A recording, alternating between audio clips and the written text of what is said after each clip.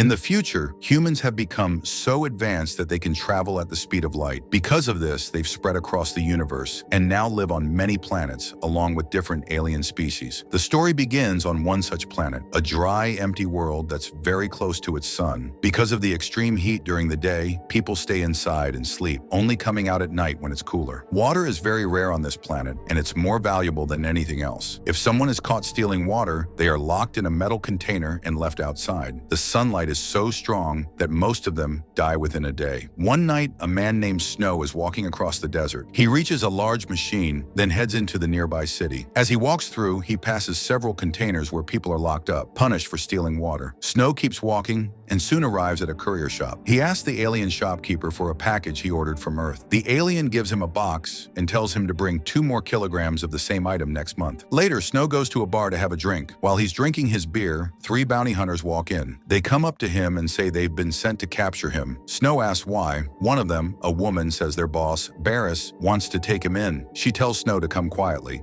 When he refuses, she challenges him. Either fight her or go without a fight. Snow doesn't move. He stays seated. The woman pulls out a gun to shoot him, but Snow is faster. He shoots her first, then quickly takes down the second bounty hunter. The third one manages to shoot Snow in the hand, badly injuring him. As the hunter moves closer to finish him off, a girl suddenly appears and shoots the hunter from behind, saving Snow's life. Snow stands up slowly, wraps his injured hand, nods to the girl to thank her, and quietly walks away into the night. After Snow leaves the bar, he walks through the quiet night, his injured hand wrapped in cloth, but he's not alone. In the shadows of the bar, a few other strange-looking creatures had also been watching him. Bounty hunters hiding in plain sight, waiting for their turn. Snow knew he had to keep moving. As he travels farther from the city, he stumbles upon the massive skeleton of a creature, its bones bleached by the sun and wind. Snow sits down beside it and starts a small fire. He begins cooking some meat, likely taken from the same animal before it died. The air is still and quiet, but just as he's about to eat, he sees a figure approaching in the distance. It's the same girl who saved him earlier. Snow's calm face tightens into a frown. He stands up sharply, his eyes filled with suspicion. As she comes closer, Snow asks, "Why are you following me?" The girl stops a few steps away and says, "My name is Harold. I want to travel with you." Snow doesn't answer right away. He stares at her for a few seconds, then says simply, "I'll think about it." Before they can speak more, the sky begins to change. The first rays of the sun start to rise on the horizon. On this planet, that means it's time to hide. The heat would soon become deadly. Snow quickly sets up a small tent made of reflective material to block the sun's heat. He gestures for Harold to come inside. She hesitates, then enters. For now, she's welcome. Inside the tent, the world outside grows brighter and hotter, but it's cool and quiet inside. Even the birds here are strange, creatures that only fly and hunt at night, now curling into nests, sleeping through the sun-filled hours. As Harold settles in, she notices something strange. Snow's injured hand, the one that was blasted by the bounty hunter, is no longer bleeding. In fact, it's slowly healing on its own. Flesh is regrowing, nerves reconnecting. Harold stares in shock, but Snow notices her looking and simply turns away, saying nothing. Eventually, they both lie down and rest.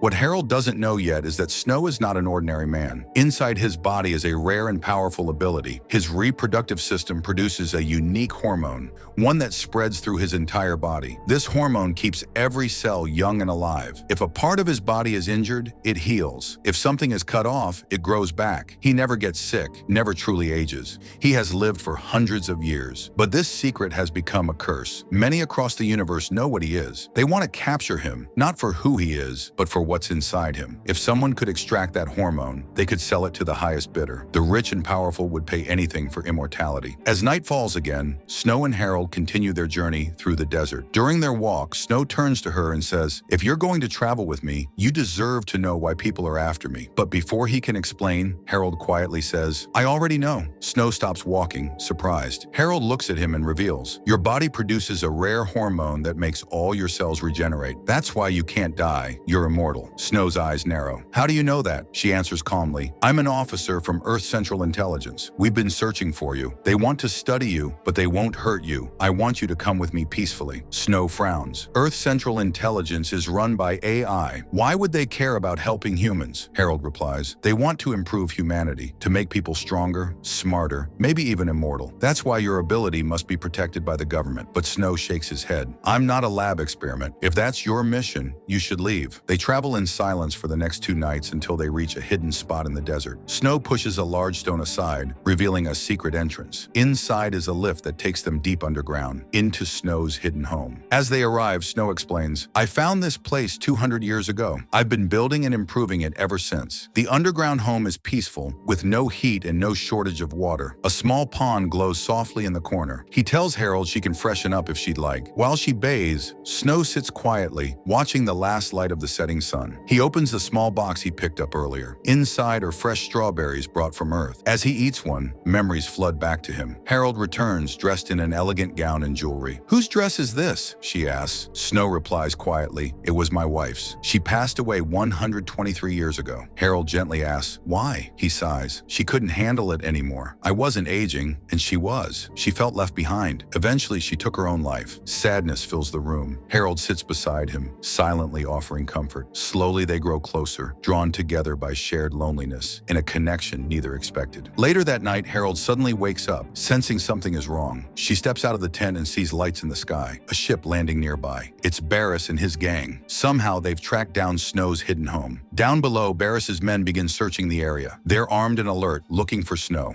But Snow moves through the shadows like a ghost. One by one, he silently takes them out. But then, one of the attackers, a large, strong man from Barris's crew, catches Snow off guard. He shoots Snow at close range, and the impact throws him to the ground, bleeding and badly injured. Standing over him, the man growls, the woman you killed back in the bar, she was my wife. He raises his weapon to finish Snow off, but before he can shoot, a bullet hits him from behind. Harold fires just in time, saving Snow. The man falls. Then in a flash, another shot rings out. Harold's head jerks. She drops to the ground. Her body stills. Snow turns his head, horrified. Barris himself steps out of the shadows, gun still smoking. You killed my people. I'll make sure you suffer, he says coldly. I'm going to rip your reproductive system out and sell it. Immortality belongs to those who can afford it. As he raises his blade to strike, a blur moves behind him. A hand slices through his body like a blade. Barris gasps, eyes wide, and collapses, dead. Snow, weak and barely conscious, looks up. Standing over him is someone familiar. It's Harold, but not as she was before. Her face is torn, revealing one side human and the other made of steel. Her eye glows faintly, and her body moves with unnatural precision. She's a cyborg, part human, part machine. When Snow wakes again, his wounds already beginning to heal, he stares at her in shock. Harold kneels beside him and says gently, I'm still human, Snow. I still feel. She explains, years ago,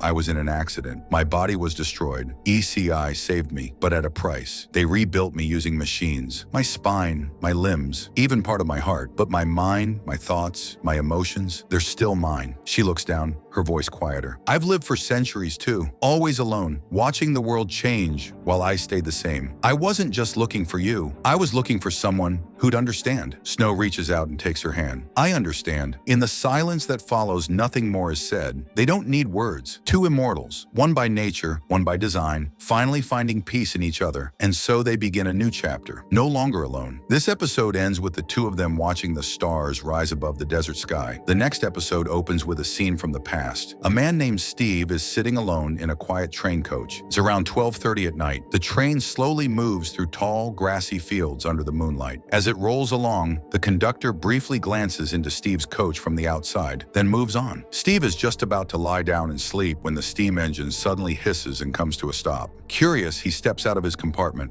Most passengers are asleep, and the train feels strangely still. He steps off the train, puzzled. Why have we stopped here? He mutters to himself. Just then, he spots something shiny in the tall grass nearby and begins to walk toward it. But before he gets too far, the conductor reappears and firmly stops him. Don't go out there. Please return to your seat. Steve asks, why did the train stop? The conductor replies calmly, just a short break, 2 minutes. Once the engine builds enough steam, we'll continue. As the conductor turns to leave, Steve says, I'll just step out and smoke for a minute. The conductor pauses, then nods. All right, but I'll call out for you twice. If you're not back by then, the train will leave without you. Then he walks away into the night. Steve lights a cigarette and stands alone in the dark beside the tracks. The quiet night, broken only by the faint hiss of the steam engine. As he exhales, his eyes catch a faint glow in the tall grass ahead. Curious, he walks toward it. The light keeps moving, drifting deeper into the field, just out of reach, pulling him further and further away from the train. Eventually, the glowing thing stops in one spot and vanishes without a trace. Just then, the conductor's voice echoes in the night, calling out that the train is about to depart. Steve turns to head back, but as he moves, a shadowy figure suddenly crosses in front of him. Startled, he stumbles back, heart racing. He quickly tries to retrace his steps, but it's too late. The train is no longer visible. He's surrounded by towering grass in every direction, completely lost. Panic sets in. He shouts for the conductor, but there's no answer. The conductor calls again, a second and final warning. Steve starts running toward the voice, but no matter how far or fast he goes, the train never comes into view. His breath quickens. The air feels heavier. The silence around him deepens. And then, from somewhere ahead, he hears a low growl. He freezes. The glowing light appears once more, just beyond a thick patch of grass. Slowly, he parts the grass to look. What he sees makes his blood run cold. A massive creature rising from beneath the ground, its body twisted and alien, its howl piercing the night. "Oh my God," Steve whispers, backing away in horror. The creature turns its glowing eyes toward him. Steve bolts, running as fast as he can, but the glowing lights are everywhere now. More creatures emerge from the dark, surrounding him.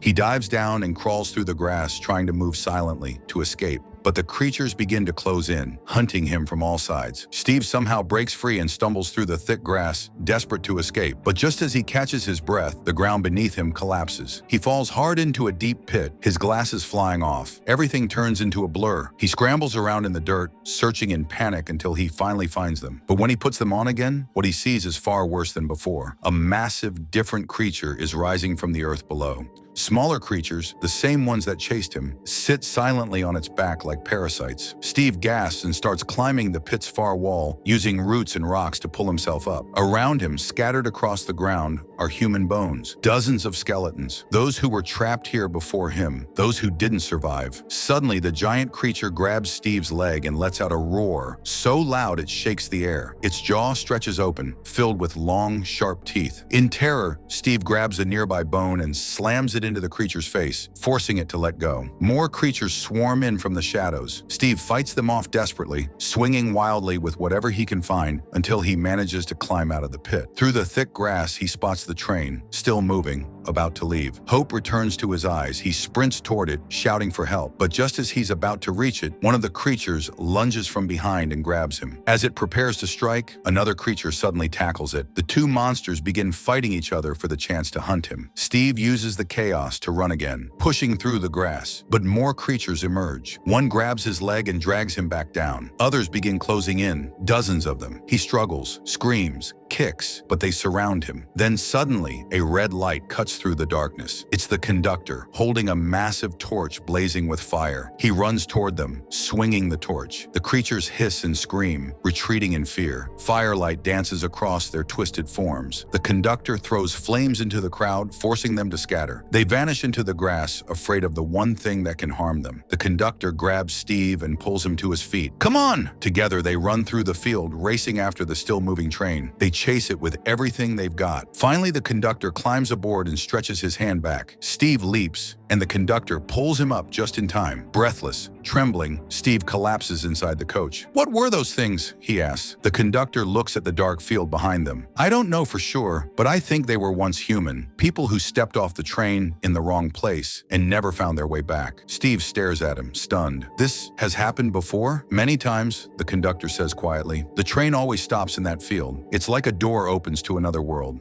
their world. And when that happens, something from the other side reaches in." He pauses, then adds, "But don't tell anyone about this. No one would believe you anyway." The conductor walks off down the train's aisle. Steve turns and looks out the window one last time. The glowing grass sways gently in the night breeze, peaceful, mysterious, hiding what lies beneath. And with that, the episode fades to black. I'll see you in the next video. Until then, goodbye.